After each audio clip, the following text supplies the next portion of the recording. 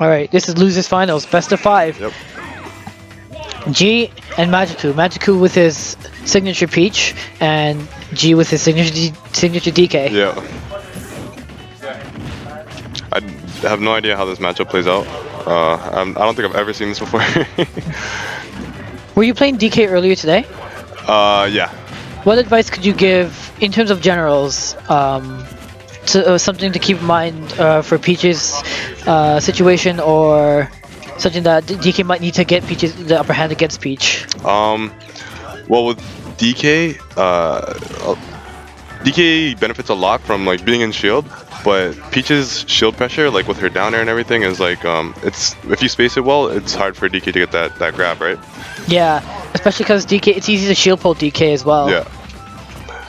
So I think if he does that, that'll be good for him. Also, Peach is a floaty, right? Ooh, so yeah. I don't know if DK's cargo up air will connect as easy. I think right now he's at the prime percent for it to work, but the back air will do it just fine. Or back throw. With the rage, that was well enough. Now, I also play spacing character somewhat similar to what Peach is. She's more of a she's more of a hybrid between the close-up physical game and the spacing, but what I've noticed, that was a good attempt for the neutral B. But that's also good awareness from G. Oh, frozen into turnip enough for a forward smash to connect. Now, what projectile players usually get down to, what projectile players usually want to go for is, with the projectiles, want to set up some traps. So what I've noticed, what Majikku does sometimes is, he'll throw a turnip up in the space that your opponent's about to occupy, and that's a very common thing for a projectile user to do. And you wait for the reaction with the punish. So in this case, the person air dodge did catch a turnip, but an air dodge is punishable. Yet, I was just watching Peach, and Peach did not have the speed to catch up and try and punish the opponent. So I'm like, what kind of benefit is Peach really going to get from the turnips? Yeah. As a projectile player, as a spacing tool. Like he does more, she does better as with her float cancel, like the nairs and the down tilts. They give her more of a benefit, whereas turnips are just like, they're there, but the benefit's not very large. Yes, I totally agree. Alright, so we have both players at kill percent. Excellent back air. Good back air. Is there a sweet spot on the back air, or is it as solid as it gets? Yeah, I think there's a sweet spot. Because I know if you hit it at some kind of angle, like it doesn't hit as hard. So. And in general, like the tip or the thigh.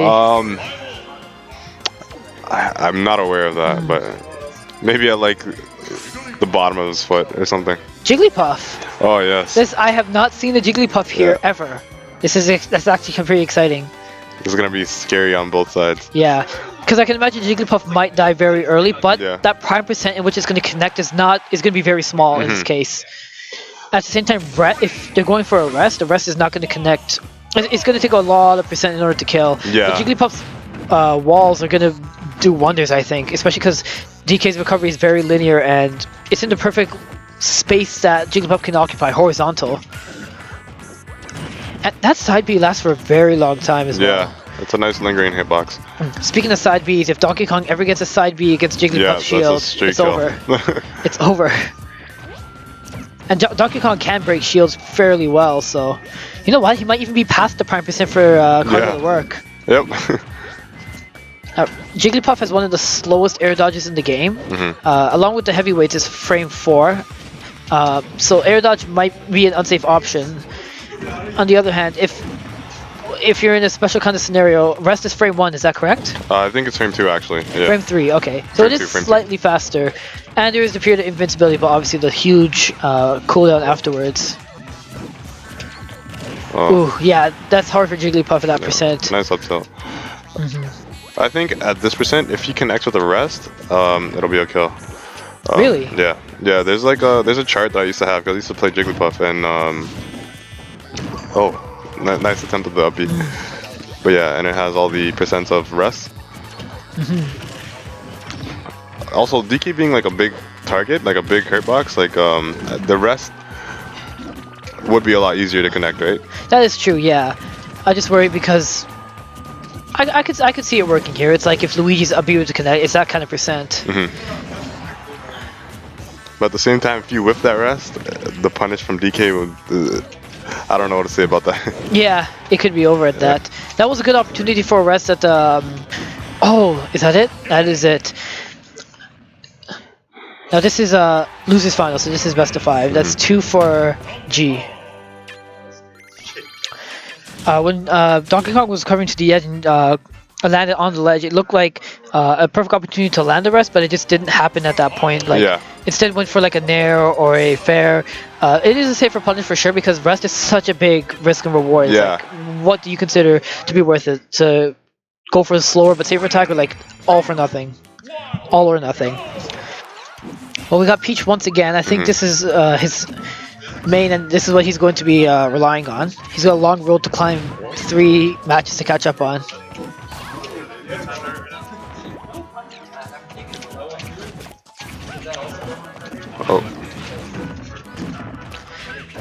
Now, something I was watching from a lot of the DKs today is that when they get the cargo, they're trying to avoid using the up air because they want to keep it nice and fresh at prime kill percent, because it's very tight time frame for it to be to work, and you just make it harder and harder when you stale that up air. That was a good dash attack. Noticing the roll habits from G.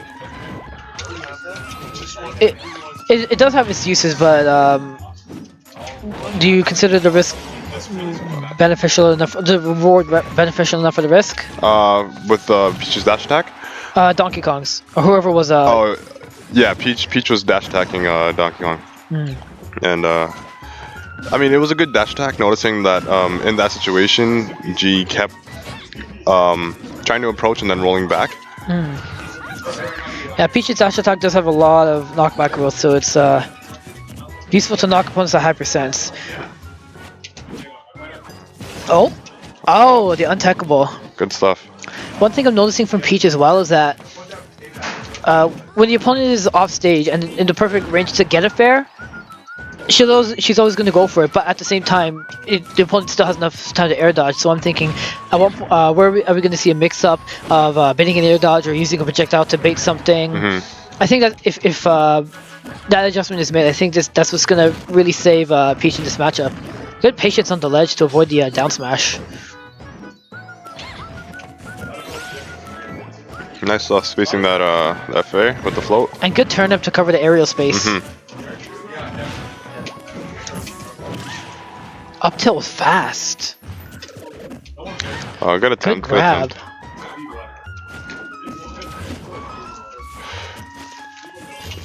That patience. Good turnip. An excellent forward air. That was it. That was a 2-0 for Majikku. I think that Majikku is making the right amount of adjustments here, and we could see a comeback. Are we gonna see a switch from G? I'm curious. Yep, it looks like Zero Suit. Zero Suit Samus. I heard this was a really bad matchup for Peach. I can imagine. Yep. I mean, the nerf that happened to Zero Suit wasn't really that. Yeah, not like game breaking. Yeah. But, you know. So I think Zero Suit's just be able to good to be able to do just fine. And Peach just the slower speed. The floats are nice, but the overall slow speed is not going to be very beneficial. Although being able to bait out a lot of grabs would be nice. Yeah, I think G's gonna have to want to be wary with the grabs. That was a cool float. Instead of I was expecting like a tech or a land, but instead we went straight for a float. Peach is one of those characters that's like, some characters like you can share certain fundamentals with, like rushdown characters like Mario, Captain Falcon, Charizard. But characters like Peach is like, their fundamentals are so entirely different that it's hard to keep up. Now we do have a Mr. Saturn. I'm not sure what players are gonna decide to do with this. Man, I always get so scared when that Mr. Saturn is on the stage. It's like, you want to shield, away. but then you realize no, no. Intercept air, it's gone.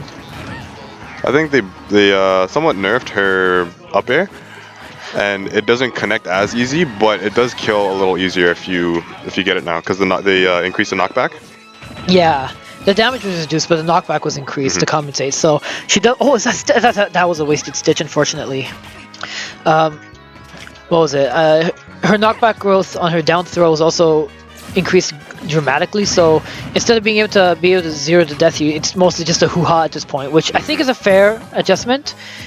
Because getting grabbed at 20 and dying is kind of just feels bad. Feels bad, man.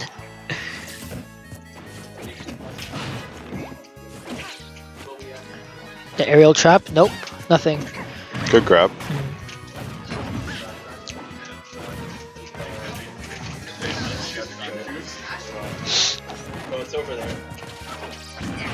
Good forward tail. That's a strong move.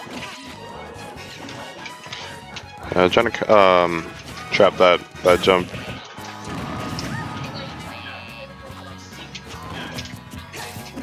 Good grab. That's a kill throw.